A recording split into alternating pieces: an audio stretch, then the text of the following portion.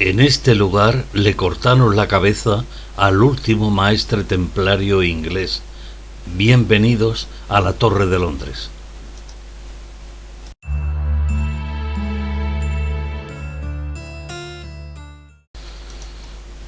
Muy pocas fortalezas de Europa están tan relacionadas con la muerte violenta, tormento, indignación y dolor como la terrorífica Torre de Londres. Sus mazmorras se convirtieron en la más terrible pesadilla de la sociedad inglesa durante muchos siglos, porque nadie estaba libre de caer en sus lóbregas celdas a merced de los más sanguinarios verdugos. Allí, sobre la ribera norte del Támesis, muchas personas fueron encerradas y muy pocos volverían a ver la luz.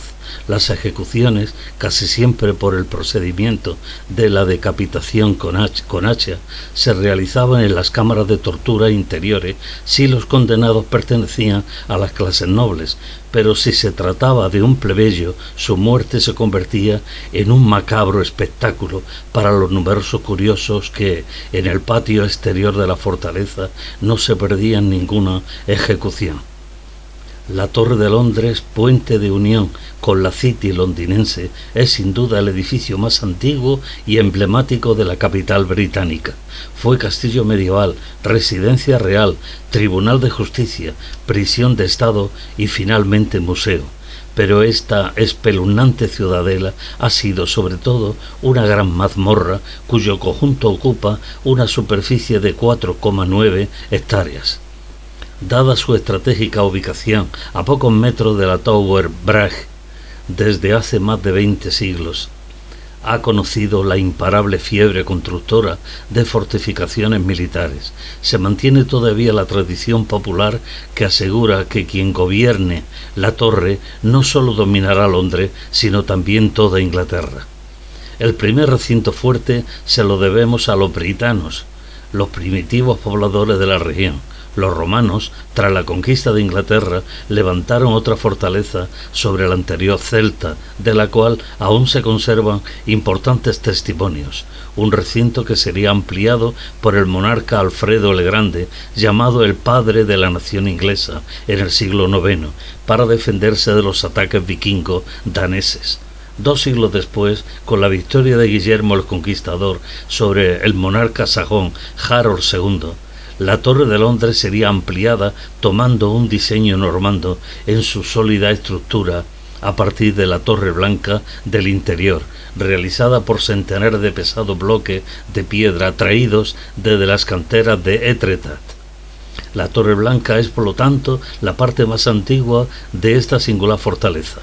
Ricardo Corazón de León mandó excavar un foso que se mantuvo intacto hasta el siglo XIX. El monarca Enrique III ordenó la construcción de 13 torres ubicadas sobre la muralla interior, siendo el general y político Wellington, el vencedor de Waterloo contra Napoleón, quien protagonizaría las últimas reformas y ampliaciones de la Torre de Londres. Pero es la otra historia, la del dolor y muerte, la que conmueve a quien estudia la sangre que se derramó en la tenebrosa sombra de este baluarte militar. Es un hecho curioso que la Torre de Londres, diseñada desde un principio para fines militares, apenas haya protagonizado ningún asedio.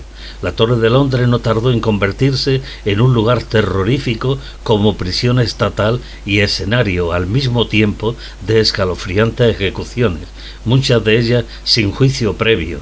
Algunas de ellas han pasado a la historia. Tenemos noticia que William de la Mor, último maestre del Temple en la isla británica, fue ejecutado en la Torre de Londres en 1310 tras sufrir los más horribles tormentos. El sistema de gobierno de la Torre de Londres lo establecía el comandante de la fortaleza, que tenía el rango de condestable, cuya paga oficial sabía muy bien redondearla con otras fuentes de ingreso extras, como el canon cobrado por los guardianes del muelle a todas y cada una de las embarcaciones que navegaban por ese tramo del Támesis, que la mayoría de las veces se hacía en especies: barricas del mejor vino de Burdeos, balas de algodón y aceite de oliva español, troncos de madera de Normandía, cabezas de ganado irlandés, etc. También el condestable le sacó tajada a los presos, y más cuando estos eran nobles, asegurándoles una estancia a su condición a cambio de elevada suma de dinero. En la Torre de Londres sufrieron prisión algunas cabezas coronadas, entre las cuales el rey David II de Escocia y Juan II el Bueno de Francia, ambos a mediados del siglo XIV. También Jacobo I Estuardo de Escocia, medio siglo más tarde. Los miembros de sangre real recibían un trato preferente, mientras que sus súbditos pagaban el rescate. Cuando dejaban de hacerlo, perdía los privilegios y no tardaba en engrosar las celdas de los más desdichados. A finales del siglo XVI, durante la Guerra de las Dos Rosas, auténtico Juego de Tronos, la rosa blanca era el símbolo de la dinastía York, de la rama Plantagenet reinante, mientras que la rosa roja representaba a la dinastía Lancaster, que venció en la batalla de Wordsworth en 1485. Fue cuando las mazmorras de la Torre de Londres registraron un mayor número de presos, cuando algunos de los monarcas, tanto de la dinastía York como de Lancaster, era cogido prisionero. Sabía muy bien que ya no volvería a salir vivo de aquella terrorífica fortaleza, porque el móvil del encarcelamiento no era el político, ni tampoco el económico, sino el sanguinario deseo de la destrucción de sus vidas. En efecto, Enrique IV de Lancaster, que había sido nombrado rey por los nobles, sufrió varios meses de escalofriantes sesiones de tortura. En una de ellas tuvo fuerzas para recriminarles a sus verdugos: obráis mal golpeando de este modo a un rey consagrado. Días más tarde fue asesinado en 1413 mientras rezaba en el pequeño oratorio de la torre de Bakerfield. A finales del periodo de la Guerra de las Dos Rosas, se vivió en la Torre de Londres una de las escenas más sobrecogedoras y patéticas de la historia de Inglaterra, con el asesinato en 1483 de los pequeños príncipes huérfanos del monarca Eduardo IV de York, encarcelados en la fortaleza después de la coronación de Ricardo III, ahogados mientras dormían en la Torre Sangrienta. Sus cuerpos aparecieron fortuitamente dentro del grosor de los muros, gracias a unas restauraciones que se desarrollaron en esa torre en 1874. Esta tragedia inspiró a Shakespeare su célebre drama Ricardo III.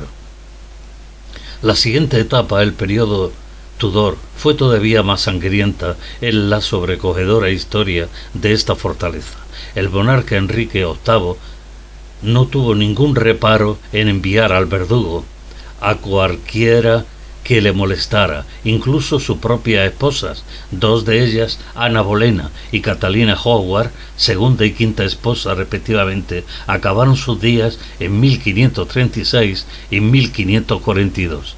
La primera acusada de sospechosa de conspiración contra la vida del rey, su esposo, fue la primera reina inglesa decapitada en público, y la segunda por adulterio. La acusación de Catalina estaba fundada. Era una hermosa joven de mucha vitalidad. Se sabe que, segundos antes de que el verdugo bajara el hacha, pronunció una frase: preferiría morir como esposa de Culpeper, su amante, igualmente condenado con ella, antes de seguir viviendo como reina de Inglaterra. Solo tenía 19 años. Otra muerte célebre de esta época fue la de Lady Jane Grey, duquesa de Northumberland, proclamada reina de Inglaterra y de Irlanda a la muerte de Eduardo VI en perjuicio de María I Tudor, pero fue víctima del maquiavélico intento de usurpación de su propia familia, que se sirvió de ella para alcanzar la corona inglesa. Jane Grey murió decapitada en la Torre de Londres el 22 de enero de 1555, a los escasos 9 días de subir al trono. Thomas More, gran canciller de Inglaterra, autor de Utopía, fue encerrado en la Torre de Londres por orden de Enrique VIII y mandado a decapitar porque se había negado a reconocer el poder espiritual del monarca. Antes de morir, escribió en su celda La Pasión de Cristo. Fue beatificado en 1886 y canonizado en 1935. En el siglo XVI, la muerte de grandes personajes en el patíbulo era tan frecuente que casi podía ser considerada como un acontecimiento cotidiano, un riesgo temido por todos, pero que nadie podía tener la seguridad de evitar. La Torre de Londres, con su terrible aureola de dolor, tormento y muerte, era el escenario de todas estas sanguinarias ejecuciones, en un marco histórico tan voluble como era el periodo Tudor, durante el cual la monarquía inglesa cambió en 4 ocasiones de credo religioso en solo 30 años, dando lugar a uno de los periodos más sangrientos y escalofriantes de la historia de Europa. Los interrogatorios en cuyas sesiones se practicaban los más crueles suplicios se llevaban a cabo en el interior de la cripta de St. John, una de las capillas de la Torre de Londres, mientras que los procesos tenían como monumental escenario Westminster Hall, a donde los acusados eran llevados en barca a través del Támesis tras salir por la puerta del agua llamada de los traidores. Es preciso añadir que, durante la corta travesía de ida, el jefe de los guardias llevaba el filo del hacha en dirección opuesta al prisionero, pero si al regreso el arma había cambiado de posición, amenazando con su escalofriante hoja a los desdichados, significaba que el tribunal los había juzgado culpables y por lo tanto condenados a la máxima pena. Jacobo I, rey de Escocia y señor de las islas, casado con Ana de Dinamarca, fallecido en 1625, fue el último soberano inglés que se alojó en la Torre de Londres. La última ejecución con hacha ocurrió el 9 de abril de 1747. La víctima, Lord Lovat, un conspirador jacobita que trató de derrocar al pretendiente de la dinastía Estuardo. Aún se conserva el tronco de madera sobre el cual se llevó a cabo la escalofriante ejecución. La Torre de Londres está envuelta en un halo de historia y leyenda, donde parece flotar el espíritu de los muchos que allí se despidieron del mundo. Sus muros están cargados de grafitis. Se dice que cuando el último de los cuervos que vuelan sobre sus muros abandone la torre, significará el hundimiento de Inglaterra. No es una casualidad, por lo tanto, que a todos los cuervos se le haya despuntado las alas. Tras el melancólico toque de queda desde la Torre de la Campana, quedan como absolutos dueños de toda la siniestra ciudadela los conocidos beefeaters, los suboficiales retirados ataviados con rojo uniforme de corte renacentista, con la única compañía de los cuervos. Para saber más sobre la Torre de Londres, aconsejo la lectura de mi obra Mazmorras que han hecho historia. Los interesados contacten conmigo por email.